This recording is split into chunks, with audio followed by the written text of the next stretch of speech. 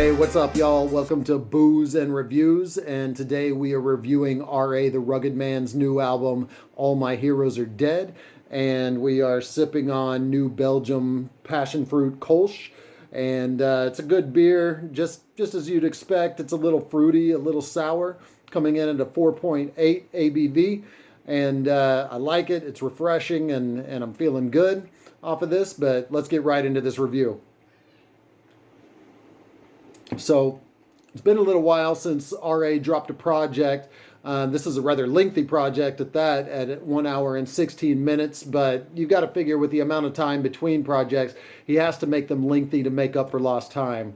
It doesn't feel like too much to absorb. As usual, his lyrics and flows keep you interested throughout, although some of the songs probably could have been left on the cutting room floor just to make this a little tighter project, but still, it's interesting throughout. Kicks right off with the song All My Heroes Are Dead that serves as an introduction to the album. Combat Jack kicks it off from when R.A. the Rugged Man was on his show. And it's kind of nice. He pays a little respect for the dead throughout the album, featuring Combat Jack at the beginning and then Sean Price's son towards the end. So the beat change-ups on this song, on this first song, are crazy. And I think it serves as a perfect introduction, kind of pulls you right into the song. With all the beat change-ups, you'd think it sounds like 5 different producers, and that's because it is.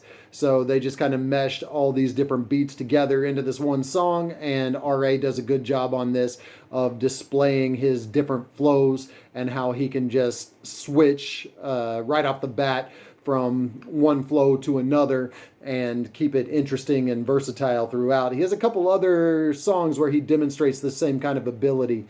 So it's pretty cool that he did this right from the beginning. The next song, Legendary Loser. So this was the first single off the song, and I have to admit I was a little bit disappointed when this song came out.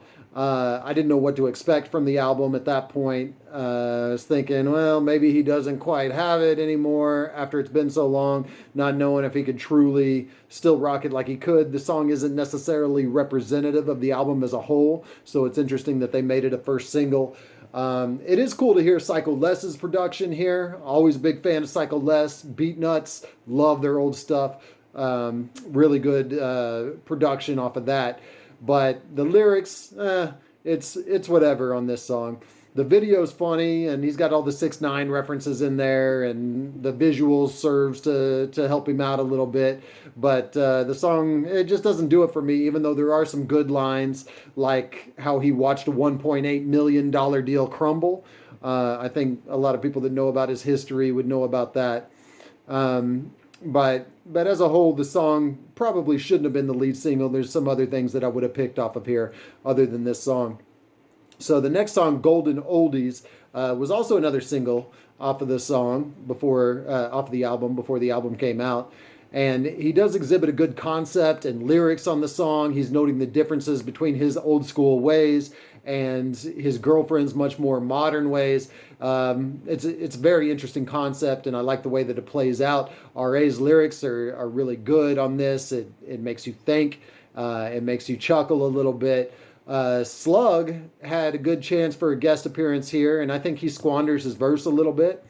There's a few lines that he has that cause a chuckle, such as talking about his soul patch turning gray, but I think he could have done more with it, with this kind of concept, especially given that he's known for his self-proclaimed dad rap these days.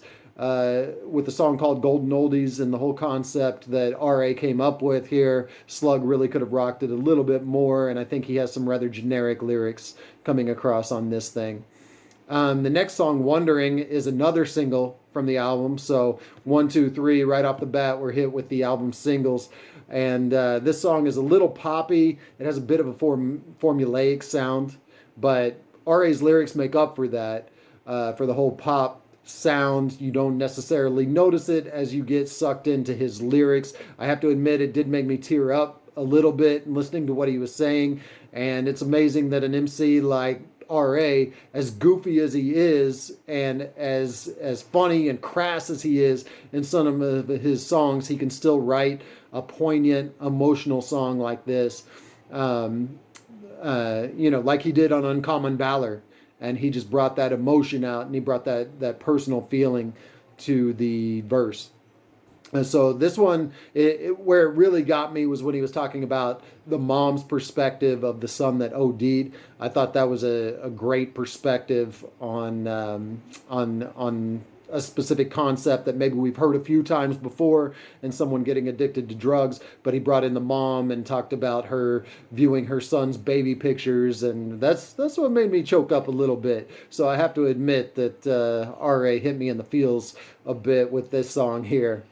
Next one, Dragon Fire. So this is the first one that on the album that you really get hyped to. In fact, this probably should have been a little bit further up in the track list before these past three songs after the introduction.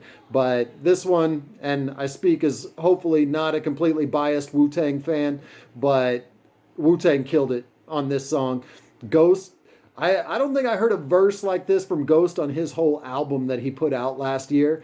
Ghost, he absolutely destroys the track and puts forth a verse that we haven't heard from him in a while. And producer Shroom, he did create the Dragon Fire for Ghost and Master Killa right after that to spit over. RA, he goes rapid fire mode, killing his verse, going toe to toe with pretty much Ghost's verse. And showing him that he can do the damn thing too. The Jamaican singer XX Threem, I hope that's how you pronounce it, but he contributes well to the song. It's a small part. He doesn't really get his own verse, but he gets kind of a bridge on this thing, and I like it. It made me go dig into some of his other stuff. I wasn't familiar with him before. He has a sparse catalog out there, but his other songs are fire also. So check that out if you get a chance. And his line actually lends to the title of the song. And then there's Kool G rapping this thing out. I mean, what else can you say? RA definitely shows respect to the legends. He puts them out there, much like he did with Master Ace on his last album, letting him go last, showing that respect to somebody like Master Ace, or in this case, Kool G Rap. Even though you have what could be considered the young guns, even though they're not young, with Ghostface, Master Killa, and RA spitting before Kool G Rap, they still show respect to their elders, letting him go last, and his verse was fire too. This song all the way around, this is one of the highlights of the album for sure. Check out Dragon Fire. All Systems Go. So this is one of those filler tracks that could have been cut. Really, the first kind of filler that seems like it doesn't necessarily need to go on the album. And I only say this because this thing is an hour and 16 minutes. So he didn't necessarily need it. And I get it. I know what he's doing with this. He's switching up his flow throughout the song. He's showing how he can do that. And you put this song up against a lot of other things that are coming out right now, and it stands up. And it's much better. And a lot of people can't switch their flow up like that. But I think that he's doing this in other places on the album, and that this was kind of unnecessary. It could have been on a B-side or a single release or just something left on the cutting room floor. It doesn't necessarily add anything to the album, because we get these other kind of switch ups like on the introduction and in some other songs later on the album. The next song, Angelic Boy. So RA, he's really showing off his amazing storytelling and the power in his lyrics on this song. He paints the picture, and he gets very detailed, has a great perspective on this concept. So he's talking about a mass shooter. We know that Eminem did that earlier in the year, and I'm sure that RA already had this song, or he didn't know that Eminem was going to release something like that. But nevertheless, I'm glad that he didn't try to scrap it after Eminem's song came out, because this one, I think it does it a little bit better. Even though it's a little bit different than Eminem's. Eminem's song is kind of a double entendre, and he makes you think he's talking about one thing when he's really talking about another. But R.A., he's very straightforward in this song, but also very descriptive and really gets you inside the personality of this particular mass shooter. And what really makes this song is the last verse where he's talking about what kind of made this guy and the media coverage, and he talks about this guy will be on a Rolling Stone cover like the Boston Bomber was before, and that shows that RA's his commentary on the media is just scathing on this one. I also like the line here where he says he's talking about how if he was Muslim or black, it would have been a different narrative. But because the shooter is white, they say that he could have been cured by medication and therapists. And then he talks about how they blame everybody except for the shooter himself. And the shooter himself is the one that's responsible for this, and not everything else that's out there. So it's really a different perspective than we heard from Eminem earlier this year, or that we've heard on this particular topic in the past. And I think RA's lyrics are poignant here. So check out Angelic Boy for sure if you want to hear some good lyrics and a good take on the mass shooter problem in America. The next one is Gotta Be Dope. Now, I think the sequencing here, it's a bit off, because this comes right after the last line of the previous song, where on Angelic Boy, he's talking about other mass shooters being made from media coverage and so forth. But, and then his guest comes on to this song, Gotta Be Dope. It's Afro. And, it's just going to be a goofy kind of live, kind of let me show you how I can spit kind of song. And we needed a bit of a gap, at least a gap of silence, 3-4 seconds of silence before Afro came on there, between the last song, which was heavy. So I think, the sequencing could have been done a bit better. But nevertheless, Afro comes in with a very agile verse, and I'm happy to hear it. I haven't heard from this cat in a while, so it was nice to hear him on a good feature here. He's one of those guys that you don't really think about until you hear him, and then you remember, hey, that guy was good. What happened to him? Where's he been? Why hasn't he been putting anything out? That's not answered here, but he shows that he can flow, that's for sure. But RA comes in after that, and he refuses to let his guest outshine him. So he didn't get murdered by his guest. In fact, I think he outshined his guest a little bit, and that's one thing that's cool about RA, is he does have these albums that get a lot of different characters in there and a lot of type of MCs on his album, but he still goes hard. He lets that motivate him in his verses. He does not let his guests outshine him ever, no matter how good they do. So just like he did with Ghost and Cool G Rap on the song earlier, on this one, he outdoes even Afro. So there's certain parts on this. This is definitely his fastest rapping song on the album, even though there are some other songs where he's going really fast, rapid fire kind of flow. This is definitely his fastest on the whole album. He seems to rap just as fast as Eminem did on Godzilla. And there's a little controversy too. Some people think that he was referencing some of Eminem's lines on that album, and then he does go on to criticize rappers that just fast rap without really saying anything. So a lot of people think that he is targeting Eminem with that particular line. I don't see that. I think maybe just the lines happen to be similar. They were written without knowledge of each other, and I don't think he's calling out M on this personally, although I see why some people would get that. But the flow is amazing. RA is still stellar in his mid-40s, kicking that fast, rapid shit. Okay, the next song, Firstborn, I think this could have been done away with. Now, it's a sweet track, and I understand why he did it, and I mean, that's part of everybody's, one of their biggest experiences in their lives is having kids. And I understand why people want to rap about them. But it is a concept that we've heard again and again and again on rap albums. RA doesn't necessarily have a new take on it. It does feel very personal and like something maybe he should have left just for his daughter. But it didn't necessarily need to be here for the rest of us to listen to in conjunction with him showing off on the last track and him taking the persona of a mass shooter on the track before that. It doesn't quite fit, and it doesn't add anything. And again, I go back to the length of this, that this is one of the songs that could have been cut. The next song, EKNY. So that track, it's fire too. And again, here I am, an unbiased Wu-Tang fan. This does feature the Rebel INS Inspected Deck on the album, and he delivers a pretty nice supporting verse. But R.A., I think he's got a good concept on this album. He talks about what it was like growing up in New York in the 80s and all of his memories on that, and Inspected Deck goes with the same concept there. And it's just a nice song, nice beat, good flow, and good lyrics that really talk about how old school they are and put you there. I wasn't familiar with some of the things that he's referencing, although I was familiar with some of it. But I think it's pretty cool as a track on this album.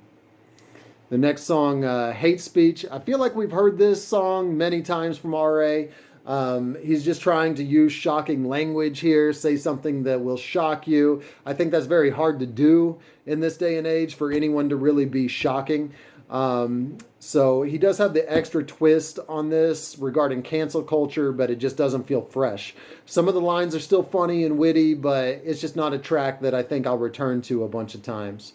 The next song, Living Through a Screen. I like the concept of this song. Society is living too much through a screen this day and age, but and R.A. does have a way that he displays on several songs throughout this album of rapid fire spitting all of the evils of the current world in a few lines, kind of like he did with Learn Truth, but we'll see it a little bit later here on the album too. He does that in this song, so it's a good concept. Contradictionary. The lyrics are on point here. In fact, every single line will make you say, yeah, that's right. That's so true, R.A. As he points out all the hypocrites of the world on this song. His lyrics are poignant. It makes you wish that the beat and the chorus were a little better. This could have been up there with the best of his catalog if that were the case, but it wasn't. The chorus and the beat just weren't there. Lyrics, again, on point. You'll nod your head every single line, but I think maybe they should remix it with a better chorus at least to make this one that's repeatable. Slayers Club, holy shit! Look at this guest list. He got Onyx on here, Brand Nubian, motherfucking SUV star Ice-T, one of my favorites for guest appearances ever, Chino XL. And how did he fit all these guys onto a 4.5-minute track? I don't know how that even works, but it did. He pulled it off. This song, it feels like something you would hear on a producer's album with all of these rappers just trying to outshine each other and doing their thing over this beat and competing with each other. I do give the crown, though, to the youngest of the bunch on this album, Chris Rivers. He absolutely killed his verse in the short verse that he was given on this thing. So check that out. R.A. still does his thing, of course, and it's just awesome to hear Chino and Onyx and Ice-T and everybody on that track. Life of the Party. Again, I feel like we've heard this before. R.A.'s talking about how crazy he was. It's a bit of a different angle, basically saying he's not as crazy anymore, but the focus is still on his former annex. And don't get me wrong, it's not that he's not strong with the lyrics here, but when I say that you've heard this before, we have heard it, but on a lesser rapper's album, it would be a good song and a good inclusion, but just not here, given the length and of this album and some of the other stronger tracks that we've heard and the fact that he's done this song several times in the past. The Big Snatch. All right. We've heard it before, but this song is fucking funny. It has immature lyrics, especially for somebody in his mid to late 40s, but god damn it, this song's funny. I can't repeat any of this shit and what he's talking about, but listen to it and enjoy without the kids present, please. The next song, Who Do We Trust? He got Immortal Technique. A verse from Tech is always welcome, and it'll have you researching every line. Tech actually drops the longest word in the English language on this one, anti-disestablishmentarianism. I'm surprised I can still say that after sipping on these, but Tech does it. He kills it. And this is another song where RA rapid fire rattles off the ills of the world. It's truly a conscious song. I just wish that it wasn't buried at the end of a very long album, because it's one of the best tracks, and both guys go hard, and I'll have you reaching for Wikipedia and Google with some of the things that they're talking about on this album, on this track. Malice of Mammon. So here we got more conscious rap. He saved the conscious rap tracks for the very end of the album, but he's on this one, he's talking about the corruption of economics in a verse that would make Immortal Technique proud. Some lines from this album, he says, "'Cause Monsanto runs the Food and Drug Administration, contaminate your DNA, Agent Orange inventors, responsible for murdering 4 of my family members." So he's bringing it back to that Agent Orange thing. He's putting the personal touch on this album, on this particular track, and talking about how these corrupt businesses have personally affected his life. So that's those are some good lyrics there. And I think all in all, RA may be getting even more conscious in his old age. And his previous album had included some conscious tracks, like the one I mentioned previously, Learn Truth with Talib Kweli. But this one, these last couple tracks, he's showing probably even more conscious. He's getting a little smarter and a little wiser, I should say, in his older age. So the last track, The Afterlife, it's another poppy song, but still emotional. I don't know why on this album he felt like when he was speaking from the heart and he was pulling on the heartstrings and he was trying to say something really real and personal and emotional, he felt like he had to get poppy with the chorus, because I've heard him do it without being that poppy before. So I don't know why he felt like he had to choose those beats and the choruses that he selected for that particular feel on this album. But I do like this one a little bit more, the beats in the chorus at least, more than Wondering. The lyrics are definitely more personal, and it makes you wonder how he hasn't gotten more serious and more callous after all his family's been through, where he can still create the goofy tracks and the fun tracks, because listen to this album and you kind of understand some of the things that he's been going through even recently, and some of the things that his family's been dealing with. But good lyrics, but I wish that he would stay away from these poppy beats.